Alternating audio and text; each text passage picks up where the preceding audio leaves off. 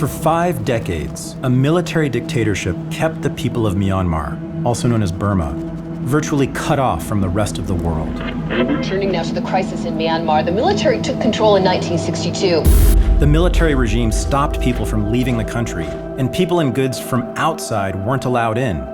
Ethnic minorities were persecuted, and critics of the government were imprisoned, tortured, or killed. And Myanmar became one of the poorest and most isolated countries on the planet. But in 2011, Myanmar's government began loosening many of the restrictions on speech, trade, and consumption. What happens when 55 million people suddenly have access to the world outside their borders?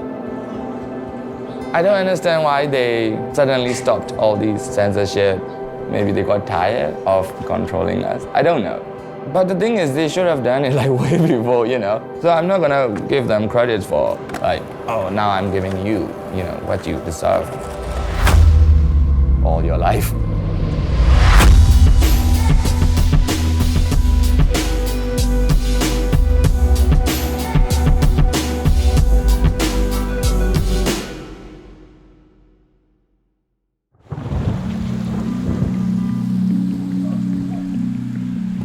Before 2011, people in Myanmar had to use the black market to get anything that was interesting. We generally think of black markets as places where dangerous things are sold. We met some kids who used the black market for something only the government thought was dangerous. This is Ko Lewin. I started to know skate from video games. I just love it. I really want to try like Tony Hawk. So I used to wake up like 2 or 3 a.m. to go and buy from China-Myanmar border black market.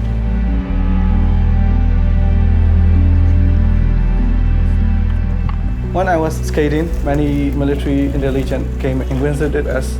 They used to threaten us. Yeah, I just want to skate. I didn't commit any crime. We just want to get like fair and square. Skateboards, just one of the many things prohibited by Myanmar's repressive military junta. In much of the world, of course, skateboarding is normal. But in Myanmar, there's a different perception. What did other people think of you skateboarding? Gangster. Very old people, they don't want these Western sports to come to Myanmar. They're afraid the Western influence in our country. Those old people, they're not wrong. Myanmar's youth are being influenced by Western popular culture. But they're also making that culture into something new, something that's their own. I saw a celebrity, he was holding a skateboard. I think that if I try skating, it would be cool. Here, there is no teachers to teach me how to skate. My friends, they give me some video from other countries. I have to watch the videos and start skating. Come and watch me.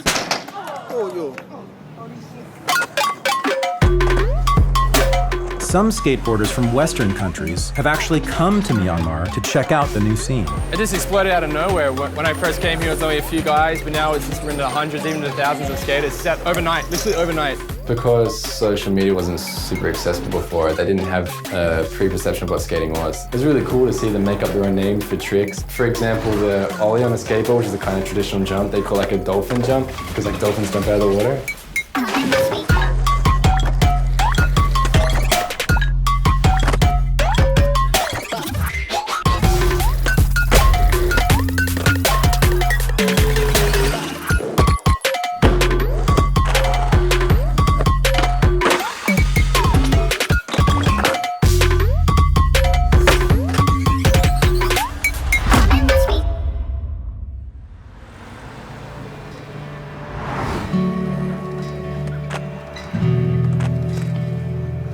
The internet has been in Myanmar since 2000, but until 2011, it was heavily censored by the government. Violators were fined or thrown in jail. But now, mobile phones are ubiquitous in the city of Yangon, and millions have joined Facebook and YouTube. Fashion, music, video games, all the elements of Western popular culture are winning the attention of Myanmar's youth, and in many cases setting them free.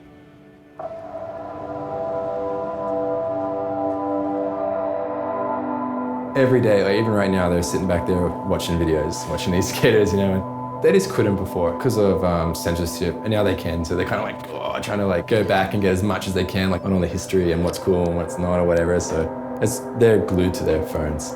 Like we've been hidden all our life from the hidden away from the modern technologies and all these IT and stuff, you know. And then suddenly you're in the middle of the sea, you know, like bang, and Facebook and all these social websites, and you know you're surrounded by all these stuff, and people just need to be prepared.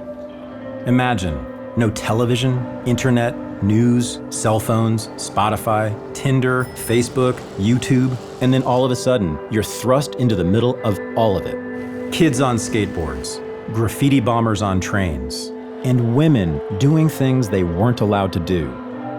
Even the most conservative members of Burmese society are experimenting with this new world. But while the government's reforms have triggered a flood of Western pop culture coming into Myanmar, and Burmese people are doing all sorts of things that were once forbidden, this has not been a complete revolution. The military is still a powerful force with veto power in the country's constitution. The government continues to censor dissidents. And the army has conducted a campaign to purge ethnic minorities from rural areas, with reports of killings, torture, rape, and arson. The benefits of reform have hardly been universal, but for millions of ordinary people, everyday life is radically different. I think freedom is where you no longer need to ask what freedom is, or such question as, are we free? There's no concrete stuff to hold on. You have to just try, and some people, they die trying, you know. So it's rather tough. There are a lot of bad effects on Myanmar. The government, they destroy the people's mindset. If these habits are not changed, countries cannot be developed. Skateboarding depends on the country develop. If the country is developed, skateboarding also develop.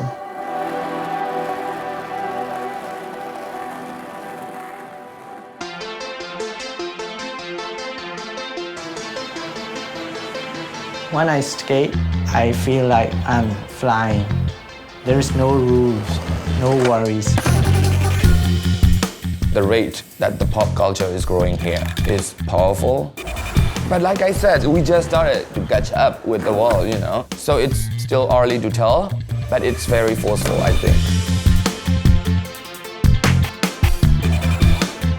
No one knows what will happen with the new freedoms in Myanmar, but it sure seems unlikely that the people will give them up easily.